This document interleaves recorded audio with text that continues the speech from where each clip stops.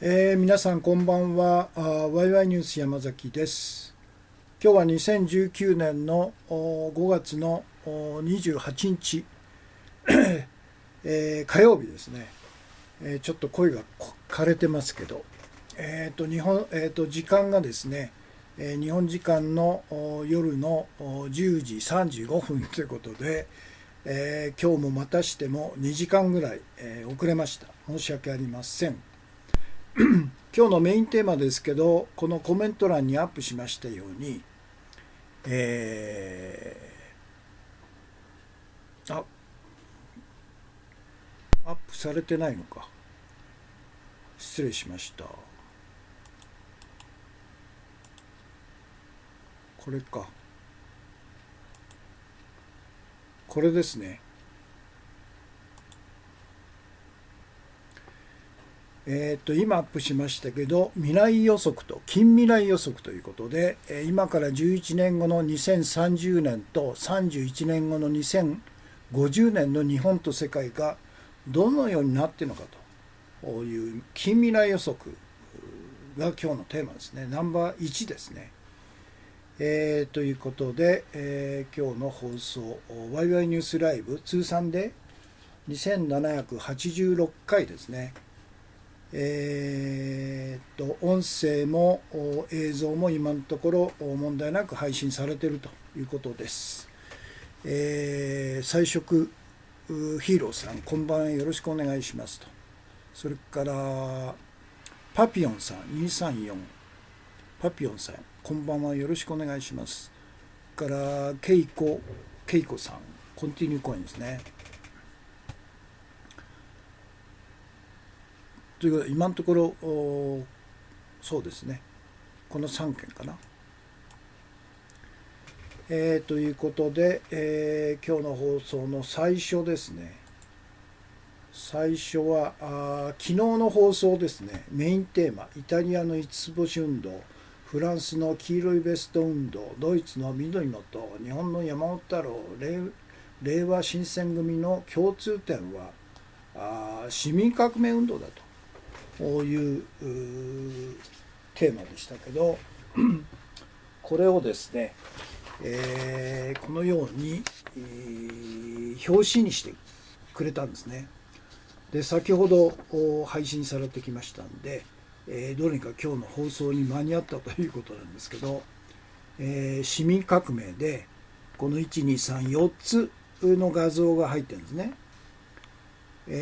イタリアの五つ星運動、フランスの黄色いベスト、それからドイツの緑の党、そして日本の山本太郎、令和新選組と、この4つの運動っていうのはいわゆる、大衆迎合ポピュリズムの運動というふうに、マスコミ、世界中のマスコミは呼んでますけど、そうじゃないんだと。ギリギリのところで普通の市民、利権特権を拒否する市民が立ち上がった市民革命運動なんだということなんですね。素晴らしい画像ありがとうございました。で、現時点での視聴者数はツイキャスで362名様、YouTube で608名様で、全部で970名ですね。ということです。アンセイニュ・ランさん。そうですね、コンティニューコイン2枚と、それからコンティニューコイン2枚ですね、お茶箱10ですね。はい。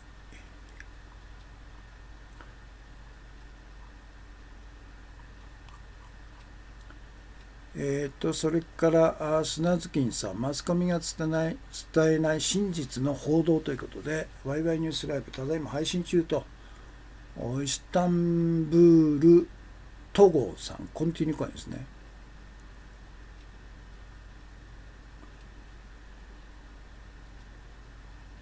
からコンティニューコイン、子猫ブルーアイですと。そういうことですね。ジュンさん、右翼左翼と、なんかこれも妨害っぽいですけどね。子猫ブルーアイですとお茶爆点ですね。C 父さんコンティニューコイン、これはCOTT さんコンティニューコイン配信いつもありがとうございました。砂月金さん今日のそっか山崎氏のキャスは一言一行コメントは集団嵐の声があってからは禁止だと。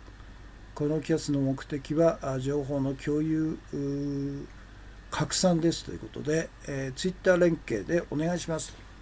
ということですね。この左翼右翼という書き込みをした人に対するこれですねことなのかな。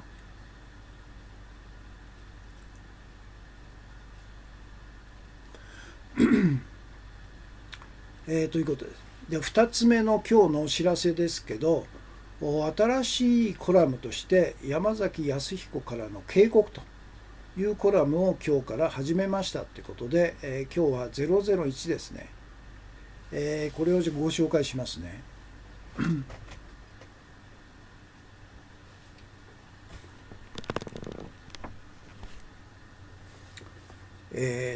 K さんから準腰痛やばいさん、左翼右翼もないでしょうと一行一言コメント中止ということですね。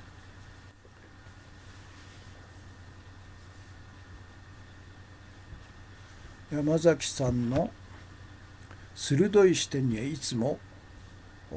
敬服しております。ありがとうございます。彩色ヒーローさんですね。からヘチさんこんばんはですね。それで今日の新しいコラムを今日から始めたんですけど、最初の発信したもんですね。 Facebook は今や世界規模の巨大な言論監視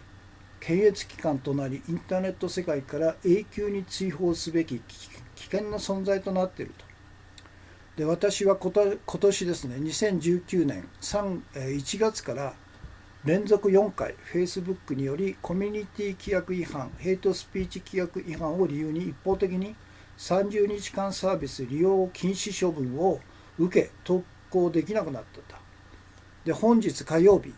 5月28日午前11時に4回目の禁止処分が解除され、投稿が可能になったということなんね。でしかし Facebook は 3,4 年前の過去の投稿記事を持ち出してコミュニティ規約違反やヘイトスピーチ規約違反を理由に5回目の禁止処分を通告してくるのは確実だろうということで、民主的ないわゆる民主的な国には言論の自由や表現の自由や検閲の禁止を規定する憲法や法律があり、政府による露骨な言論統制は厳しく統制されていると。しかし民間会社の Facebook は憲法や法律の規定とは関係なく独自のコミュニティ規約を作成し、彼らにとって不都合な記事や情報を規約違反と一方的に認定してサービス利用禁止して言論の自由表現の自由を制限し検閲を自由に行っていると。 Facebook は各国政府がやりたくてもできない検閲言論統制言論監視を政府に代わって世界規模に行ってんだということなんね。これが私からの警告というナンバー1です。その時々ですね、このコラム山崎康彦からの警告を発信したいということです。そして今日のお知らせ3つ目は昨日もご案内しましたけど、今週の土曜日ですね6月1日午後3時5時に第20回目の根っこ勉強会を開催しライブ中継しますと。でテーマは東京電力福島第一原発大事故から8年経った今何が起こってんのかということなんです。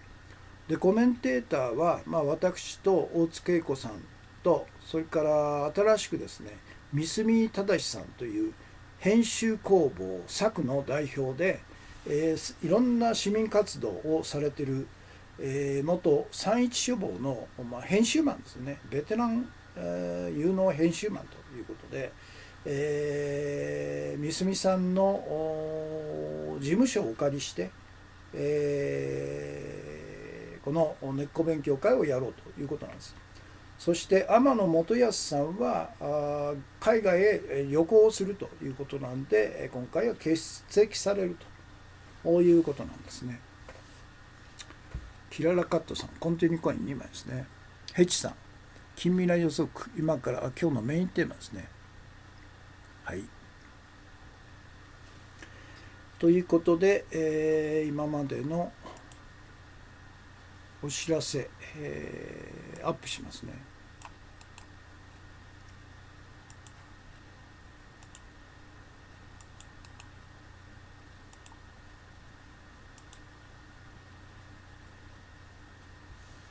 チームセコの仕業ですと全部つながってるんでしょうね。でこれ世界規模でやってますんで、最終的にはロスティアイド国際金融マフィアが最終的な司令塔でしょうね。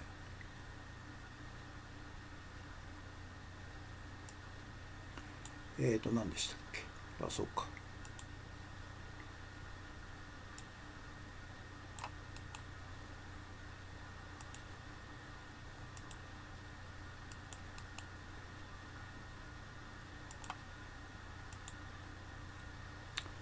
これですね。それと今日から始めました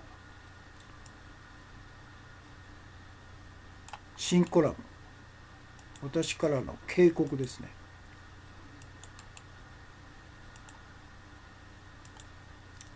Facebook で私は4ヶ月連続で30日間の利用禁止処分を受けて、今日ですね解禁になって早速メッセンジャー等々を使ったんですね。あと会議室で、おそらく明日か明後日ぐらいに再度5回目の利用禁止処分になるだろうということで、今のうちに、利用しようということなんですね。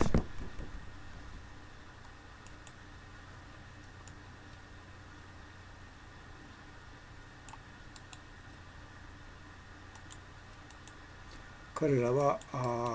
過去の投稿記事を見つけてきて、コミュニティ規約違反だと、ヘイトスピーチ規約違反だと。じゃあ具体的にどの部分がどの規定に違反するのかということを一切言わないんですね。一方的に、あんたの投稿記事はヘイト規約に違反してるから30日間の利用停止にするよということなんですね。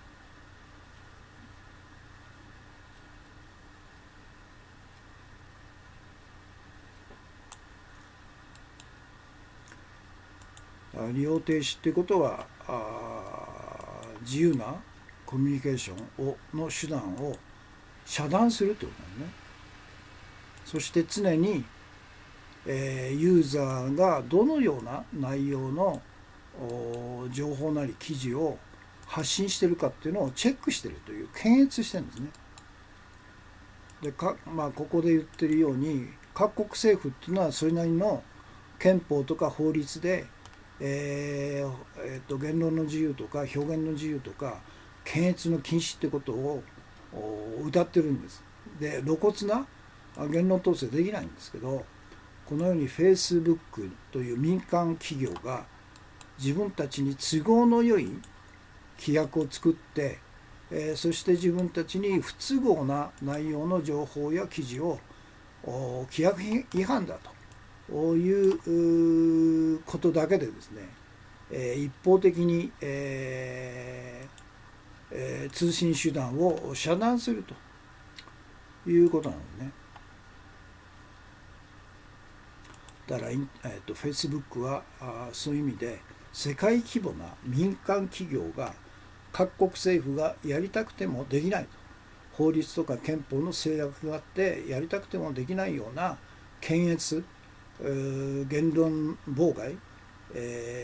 通信手段の遮断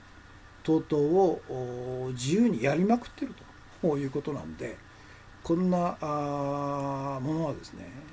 一日も早くインターネット世界から追放すると、解体するということが必要でしょうね。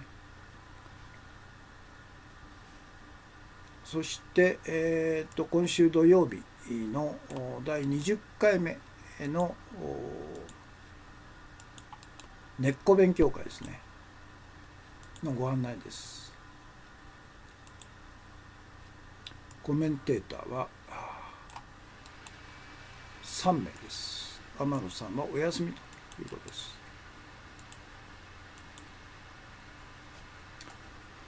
そして今日のそれで今日の画像ですね。今日の画像は2枚ですね。最初は日刊現代の記事なんですけど、27日の安倍首相とトランプ大統領との共同記者会見で、露呈されたいわゆる日本の、記者クラブ制度に保護されている日本人記者の質問と、それから記者クラブ制度等々がない、特に米国の記者の鋭い質問との差がですね、もうあまりにもひどいと、この差を露呈したんだということのこの記事、なかなかいい記事なんですね。ですからこの2人の共同記者会見で立ってアメリカの記者が鋭い質問をしているという画像ですね。それから2枚目がですね、これもトピックスで AFP の記事なんですけど、これ分かります？エベレストの頂上に登るためにですね、行列ができているという信じられないような画像なんですね、これ。それで待ってる間に酸欠で、死ぬ人が続出してるとこういう AFP の記事なんです。こんなことあるんですかね。でなぜかというと、これネパール政府が外貨収入目的のために、登山許可をですね乱発してるんですね。で一人の登山許可を与えるといくらでしたっけ、400ルーブルじゃないや、1000ルーブルお金が入ってくるので140万円ぐらい入ってくるんですね。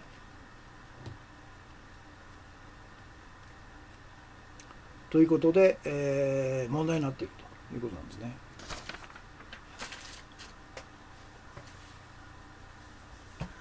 まるでこれ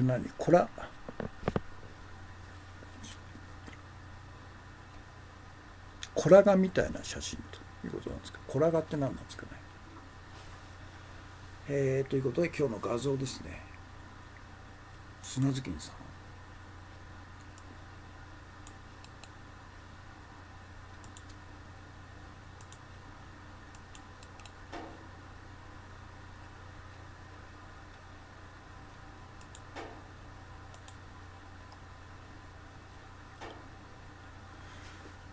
ということです。そして今日の注目情報、これはなかなか鋭い記事なんですね。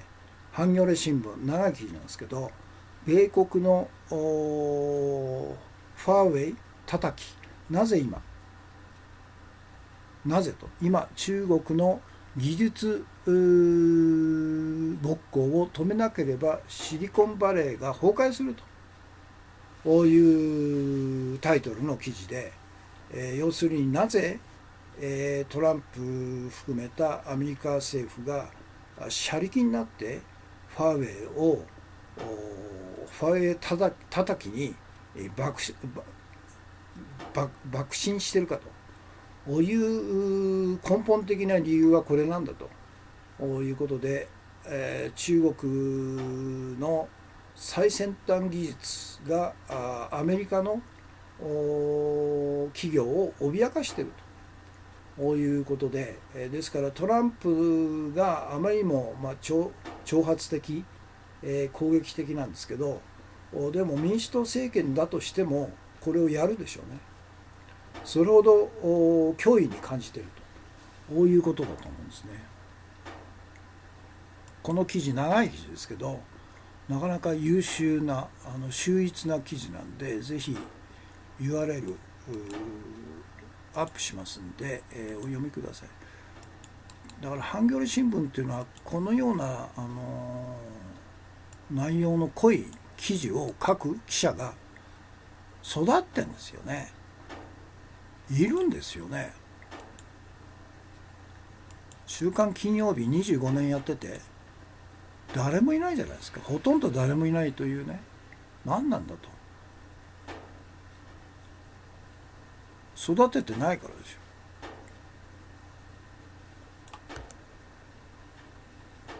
新聞記者が全然育ってないと。だから内容がスカスカになっちゃうんですね。前から言ってますけどね。ハンギョレ新聞は山崎さんのそうですね。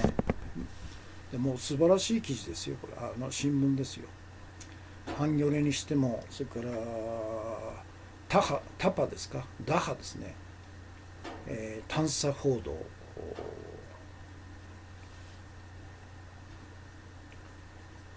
ということですね。ぜひお読みください。非常に長い記事です。収拾はない、戦争は激化するだろうということでしょうね。だからそれほどアメリカはいろんな意味で追い詰められていると。で、最大の武器である最先端技術でも中国に追いつかれようとしていると、あるいは追い抜かれようとしているということで、もう車力になってですね、その最先頭にいるファーウェイ叩きをしているというのが真相でしょうね。ということで、そして今日の推薦図書の労働でこれやっちゃいましょうね。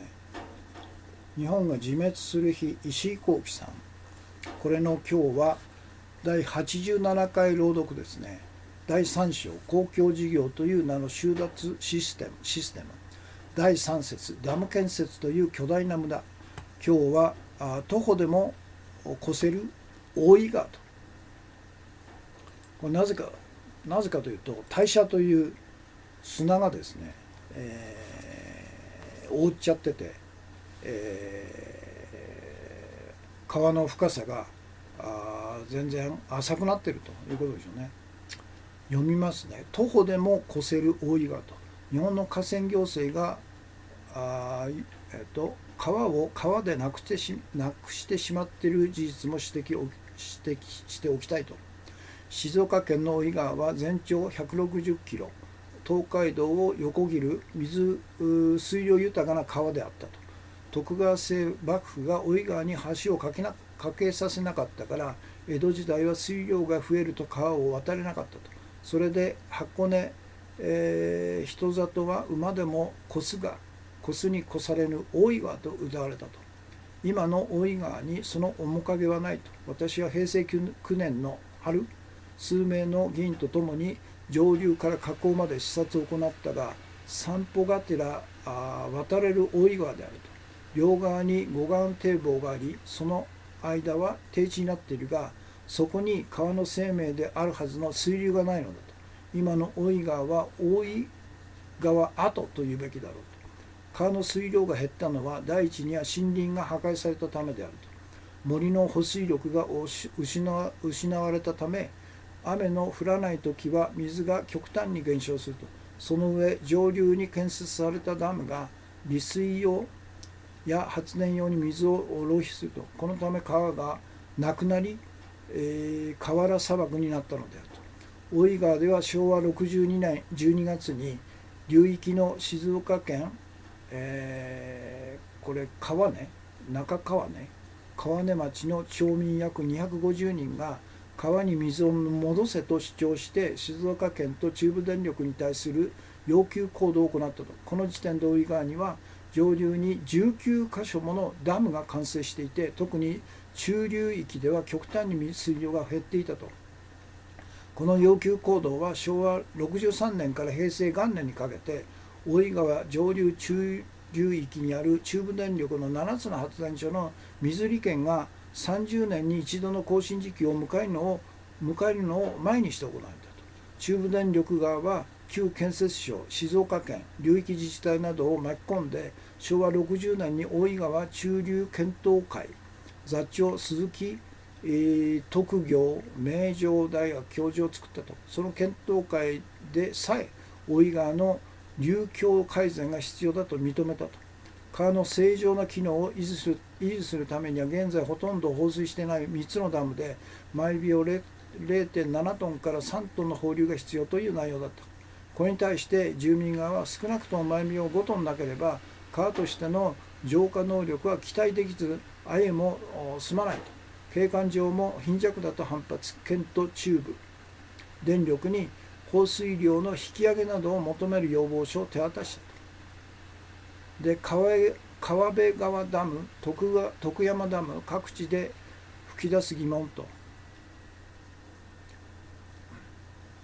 で、五木の子守歌で有名な熊本県の五木村と相良村に建設予定されている川辺川ダムの計画は昭和41年に旧建設省が治水目的として発表。その後昭和43年に灌漑と発電の目的が追加され、昭和58年には農水省も国営川辺川総合土地改良事業を始めたと。予定事業費は時の経過とともに増大し、現在まですでに1000数百億円が消化され、総計では約4000億円と言われていると。平成2年末には川の水を迂回させてダムサイトの川底の水を除く仮排水路のトンネル工事が完成したと。湖底に沈む予定の五木村の住民は当初からこぞって反対してきたが、旧建設省や県の構成の前に耐えきれず、大方は保証金を受領して新たに造成された大開地などへの移転を余儀なくされたと。30年以上にわたる圧力と対立の中で疲れ切ってしまったのである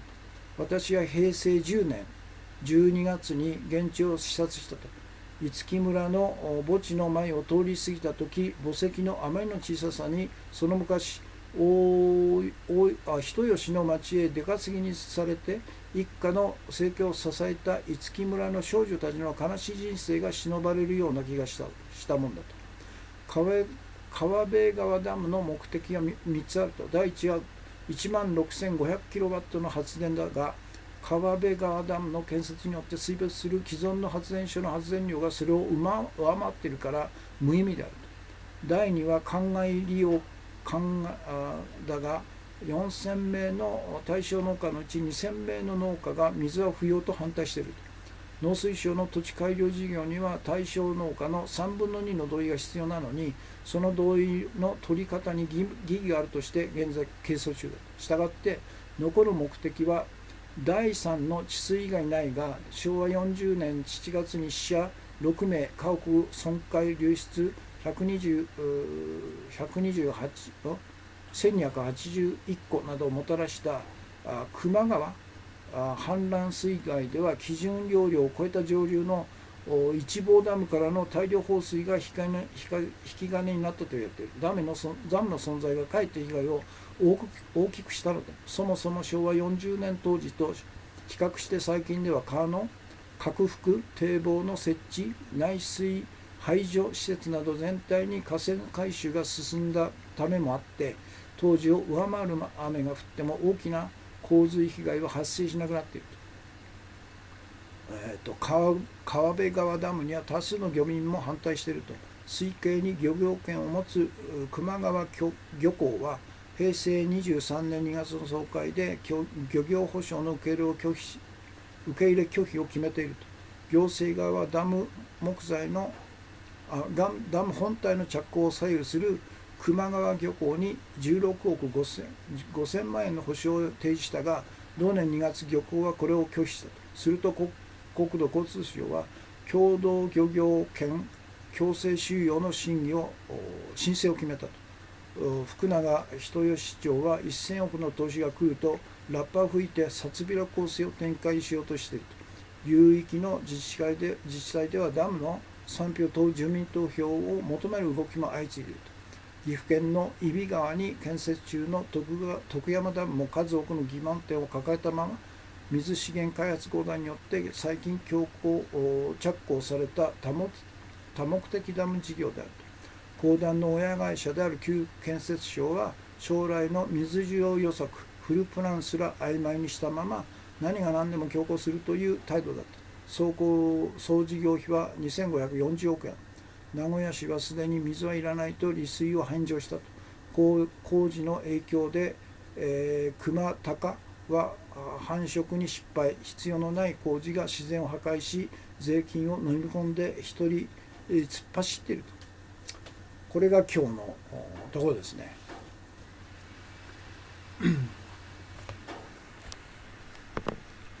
議員叩き、アップルにも影響が出ると思うけど、議員じゃないや。ファーウェイ叩き、中国部品、拒否で困るのはアメリカ市民と、自分のところに帰ってきますね。今日読んだところですね。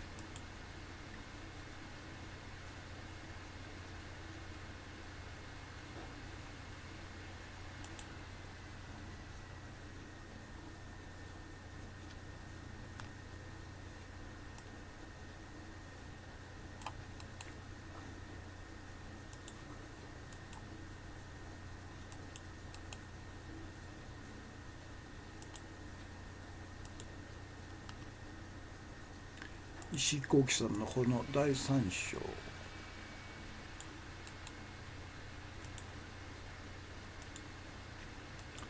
これすべて財源が特別会計ですよ。だから特別会計をもう廃止すると、使えなくさせるというのが絶対必要なんですね。安倍晋三の海外ばらまき122兆円、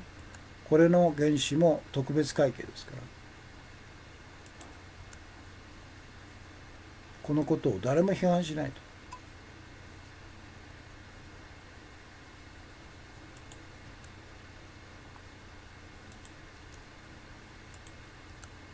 これですね。ということで、現在時間が33分27秒、視聴されている方が58名、59名、全部で96名様、コメントが31件ですね。ということで、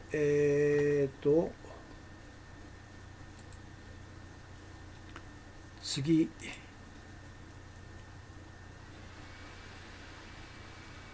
が今日のメインテーマですね。ようやく今日のメインテーマです。今日のメインテーマ、近未来予測ということで、今から11年後の2030年と31年後の2050年の日本と世界がどのようになっているのかと。ナンバー1、この問いに対する答えを提供しているブログ、キャリアオタクを見つけたということなんですね。で、このブログキャリアオタクは2019年3月22日21日付の記事、2030年と2050年の世界 GDP ランキングと人口推移予測と日本の話というタイトルの中で、PWC コンサルティング、ゴールドマン・サックス21世紀、政策研究所の未来予測データをもとにして、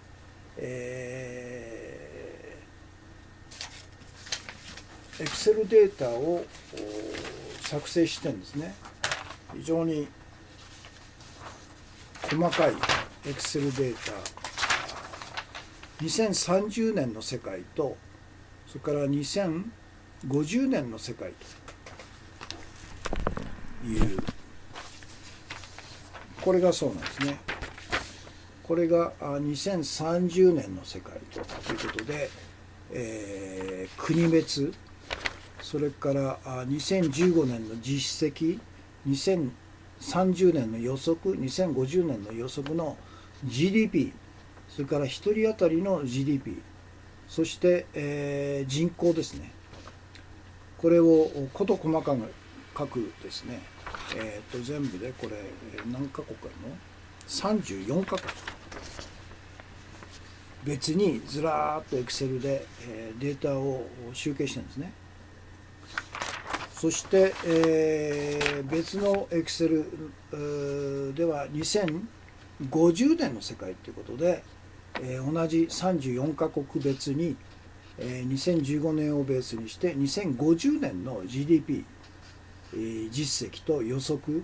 2030年2050年の予測を GDP それから1人当たりの GDP それから人口別にこういうふうにまとめてるんですね。でこれを私はこの Excel データを元にして、独自にですね Excel で、Excel を作ったんですね。3つ分けてで1つは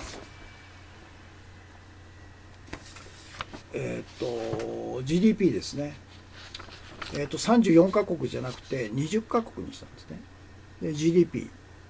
の2015年の実績、の金額ですね。単位が億ドルでランキング20カ国の中のランキングから2030年の予測とランキングで2050年の予測とランキングというこれですね。から2枚目のエクセルはこれは1人当たりの GDP の20カ国別の2015年の実績とランキング2030年予測の1人当たりの GDP の額とドルですね。1000ドルか単位とランキングそれから2050年の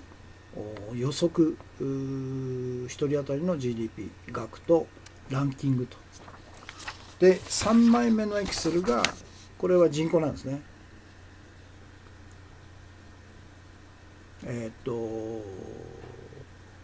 20カ国別の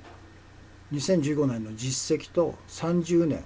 50年の人口予測とこの3つを作ったんですね。でこの3つのエクセルを比較検討すると何が出てくるかと何が見えるかということなんですね。でそれはこの3つのエクセルを見れば日本の近未来が見えてくるとそれから世界の構造が大変化を遂げるというのが透けて見えてきますよということなんですね。これ、細かくはですね、今日は第1回目ですから2回目3回目でもこのテーマは追求する価値があると思うんですね。それで最初のこの GDP の2015年の実績これは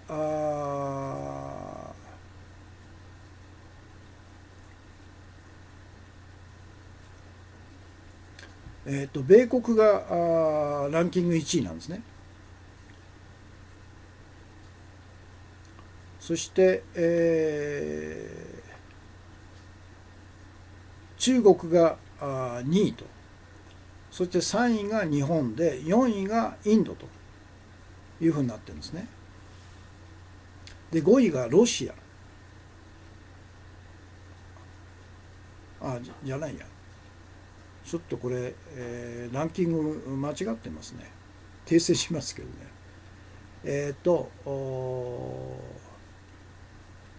4位が日本ですよね。で5位がドイツ6位がイギリス7位がフランス、8位がインドということなんですね。で、GDP の予測ですね、2030年、19年後はどうなってるかというと、米国を抜くんですね、中国が。で、1位が中国、米国は2位になると。で、3位がインドなんですね。で、4位に日本ということなんですね。だから2015年は日本は米国、中国に次いで3位だったんですけど、2030年には4位に落ちると。インドに抜かれるんですね。そして、後ろにはロシアが迫っているということですね。で、2050年は一体どうなるかというと、中国がダントツに1位と。で、2位に米国、3位がインドと。で、4位がブラジルなんですね。で、5位がインドネシアが登場するんですよ。で、6位がメキシコ、7位がロシア、で、8位が日本ということで、日本は2050年にはこの20カ国の中で8位に後退しちゃうということで、すごいですね。ブラジルがGDP 増やす。それからインドネシアも日本を抜くと。そしてメキシコも日本を抜くと。そしてロシアも日本を抜くというふうになってるんですね。で、これが GDP なんです。ですからいわゆる先進7カ国 G7 の世界っていうのはもう2030年から崩壊して2050年には完全に、なくなっているということなんですね。そして2枚目のエクセル、これは1人当たりの GDP の金額なんですね。これこそがいわゆるその国の人々の生活がどれほど豊かになるかということの一番分かる指標なんですけど、2015年の実績ですね。アメリカがダントツなんですね。55,400ドル。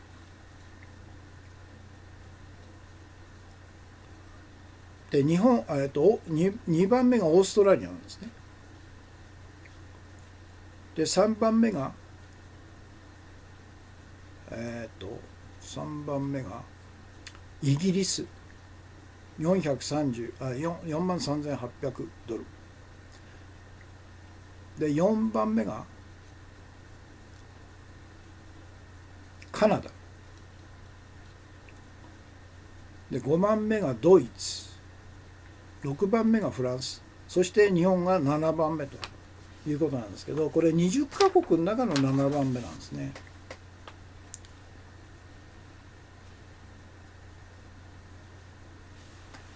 で、例えばここの中にない数字とない国っていうのはスイスがあったり、あるいはルクセンブルクがあったり、あるいはアイスランドとかアイルランドとかオランダとかデンマークとかスウェーデンとかフィンランドとかとうとうないんで、そういう国を全部合わせれば日本の2015年レベルの1人当たりの GDP っていうのは27位ぐらいなんですね。この20位の中では7位ですけど、これは2015年ですね。で、2030年の予測、これ日本は6位になるんですね。でも世界全体で見れば26位でしょうね。で、2030年の1位はどこかというと、なぜかサウジアラビアなんですね。なんでか分かんないんですけど。で、2位がアメリカと。で、3位がドイツとカナダか。で、4位がオーストラリア。で、5位がイギリス。6位が日本ということなんですけど、そして2050年になるとどうなるかというと、1位がサウジアラビアなんですね、なぜか。で2位がインドなんですね。2位が、アメリカだ。で中国は12位に浮上すると。それで日本は20カ国の中では7位なんですね。だから2015年に7位、2030年に6位、2050年に7位ということなんですね。で、1位がサウジアラビア、2位が米国、3位が韓国なんですよ。2015年の2050年の1人当たりの GDP の20カ国の中で第3位が韓国です。韓国がより日本よりも豊かになるということなんですね。で4番目がカナダ、5番目がオーストラリア、6番目がイギリス、そして7番目が日本ということなんですね。そして最後3枚目、これ人口なんですけど、これひどいですよ。日本は2015年は1億2630万人なんですね。どんどん人口が減って2030年には1億1870万人と。で2050年は1億人スレスレなんですね。1億280万と。これだけ、急激にですね人口が減っている国は日本以外ないんですね。で中国も2015年13億8230万から30年14億320万で若干増えるんですけど、2050年は減るんですね。13億430万ということで2015年よりも少なくなるんですね。これはもう一人っ子政策の弊害でしょうね。で米国は逆に増えるんですね。3億2410万2015年、それが30年には3億5490万で2050年には3億8620万ということで、おそらく人口構成の中でヒスパニックやいわゆる非白人の人口の比率が高まるんで、彼らの出生率は高いですから、米国は人口が増えるということなんですね。でインドは中国が人口を減らすんですけど、インドはすごいですね。2015年が13億2680万、2030年15億6630万、2050年には18億7950万ということで人口爆発してるんですね。ということです。で韓国も減らしてるんですね。5050万が2030年に5170万、そして2050年には4790万ですから、日本と同じぐらい深刻な人口減少に見舞われるということですね。イタリアも減ってますね。で逆にトルコなんかは増えると。カナダは増えると。スペインはほぼ減るんですね。ナイジェリアがすごいですよ。5倍ぐらい、3倍ぐらい増えるんですね。1859万が2030年には2777万、2050年には5093万ですね。オーストラリアも若干増えるということです。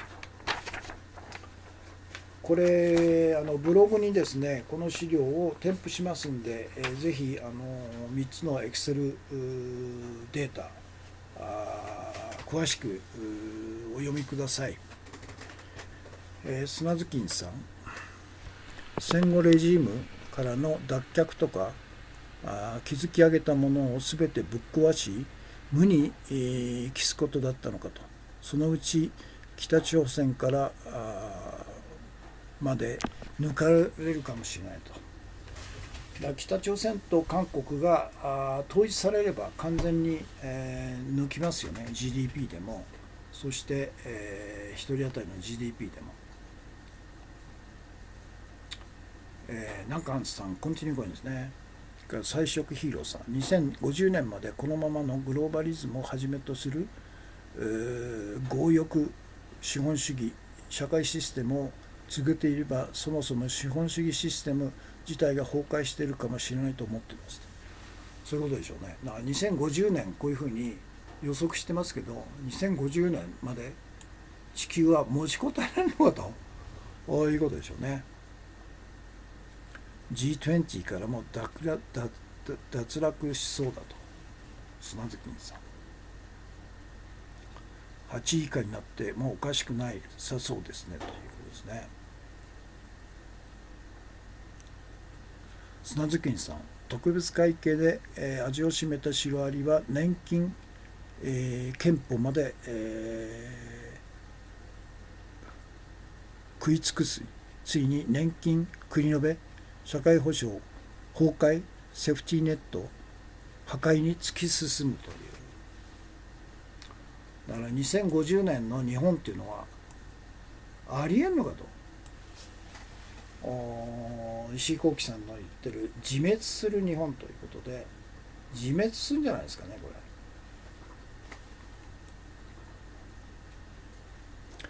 ということです。今日のメインテーマはそういうことで、ちょっとポイントだけアップしますね。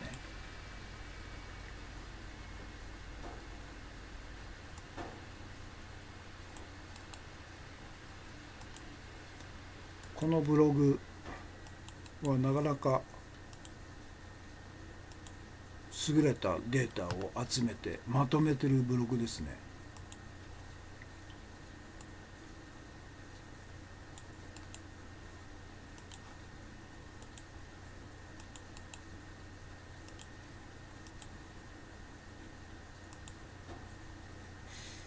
でブログキャリアオタクは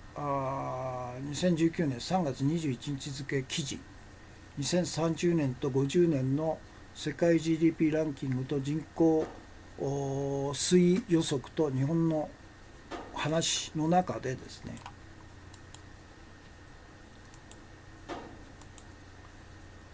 3つのシンクタンクのデータですね。PwC コンサルティング、ゴールドマン・サックス21世紀政策研究所の未来予測データを元にして、2つのデータベースを作ってるんですね。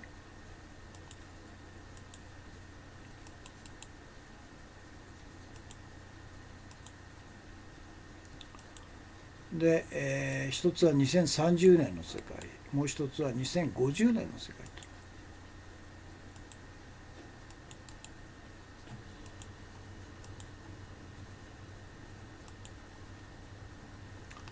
で、私はこの2つの上記2つのエクセルデータを元にして先進20カ国の3つの都市ですね、2015年実績、30年予測、50年予測ごとに3つの指標 GDP から1人当たりの GDP それから人口がどのようになっているかを知るために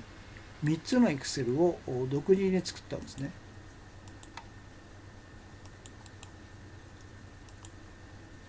ああ、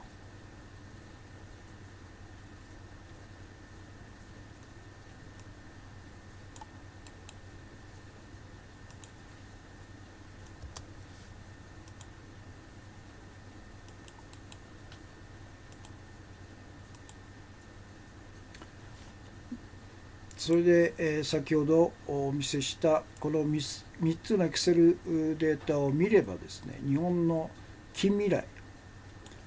と凋落する日本ですね、人口削減する日本と世界の構造が大変化すると。もはや先進7カ国とか G20 とかといういわゆるヨーロッパ欧米ヨーロッパとアメリカが世界の富を独占しているという世界が構造変化で、いわゆる没興国、没興している国と、これが世界の経済大国にのし上がってくるというのが見えるんですね。このエクセルの1と2と3。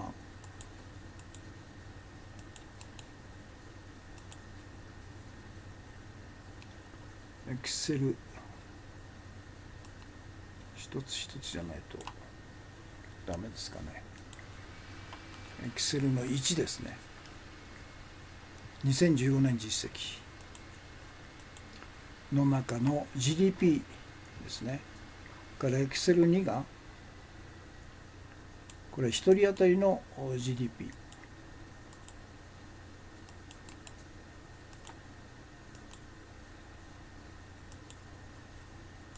で3つ目が人口です。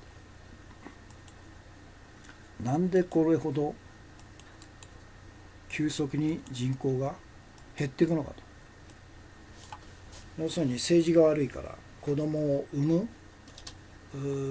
意欲、若者が結婚できないと、あるいは一人の子供を育てるのに莫大な費用がかかるということが阻害原因になってるでしょうね。三平さんですね。コンティニューコインですね。コンティニューコイン2枚ですね。ということです。これ続きがありますんで、現在、57分22秒ですね。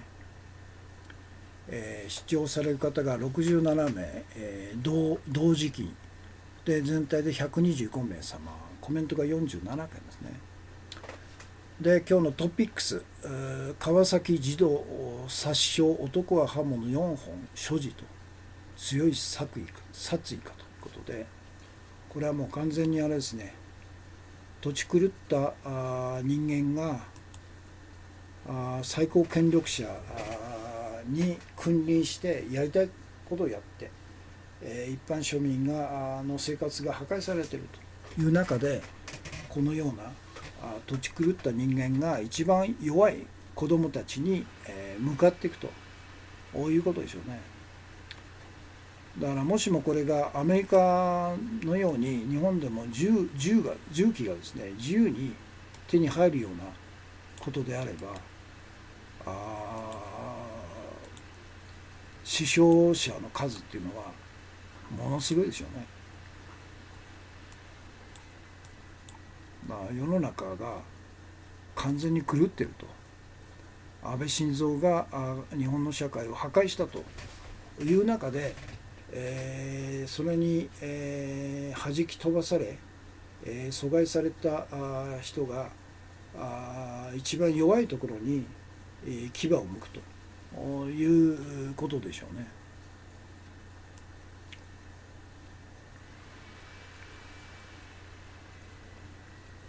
コメント48件ですか。はい。これがトップですね。そして2つ目が共同会見ではっきり日米記者の質問力は大人と子どもという、だから日本だけ見てると分かんないんですけど、このように共同記者会見でアメリカの記者が質問すると、日本の記者も質問するという比較できるような場面があれば、もう誰が見てもなんでこんなに違うのかというふうになっちゃうわけですよね。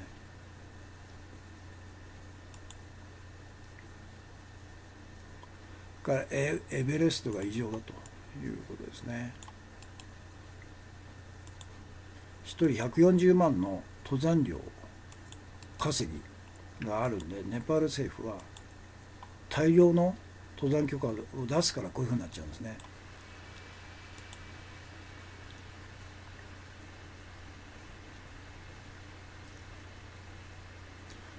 それから欧州議会で緑の党が躍進したと貢献したのは若い女性たちという、これ AFP ですね。この記事もなかなかいい記事ですね。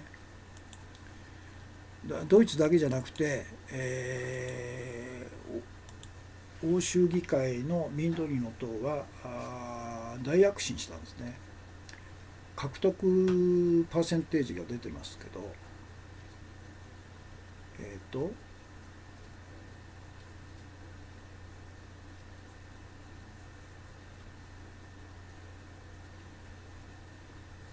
どこだっけ。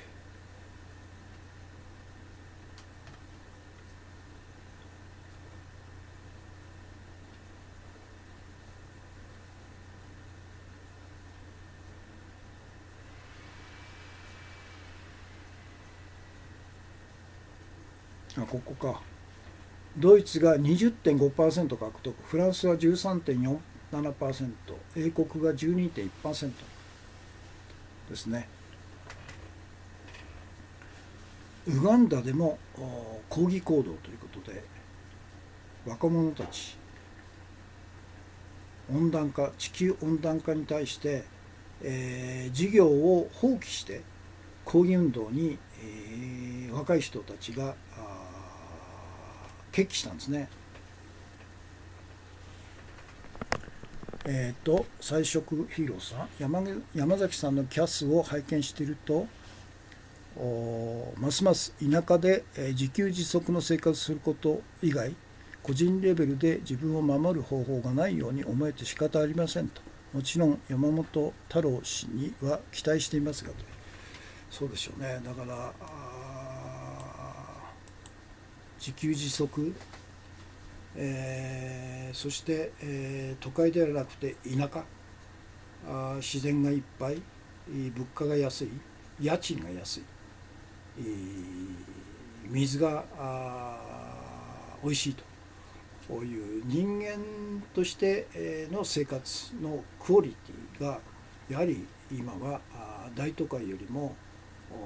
田舎の方が高いでしょうね。で、今日の重要情報ですね。百田直樹が朝日新聞に日本国旗の近現代史は批判されていないならば、百田が書いた近現代史の嘘と陰謀論を徹底批判ということで、リテラもすごいですね。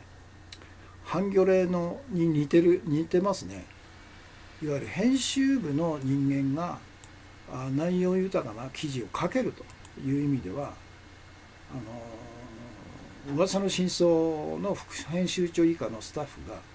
この編集部に来てるんですね。だから連日タイムリーにこのような内容豊かな記事が書けるんですよね。1日や2日ではこういう編集部員記者は育たないですよね。